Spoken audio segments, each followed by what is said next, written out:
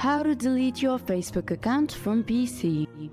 First, log into your Facebook account, then go to your profile on the top right corner. Now head to Settings and Privacy. At the very top, you'll be able to see the option of Settings.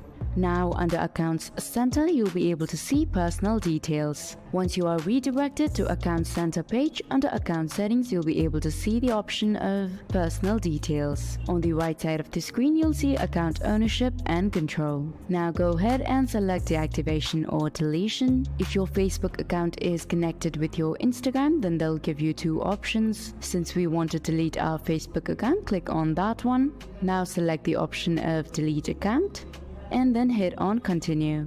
You have to now give a reason for why you're deleting your Facebook account. You can select any one that seems best reasonable in your case, or if you do not want to select anything, you just have to click on Continue.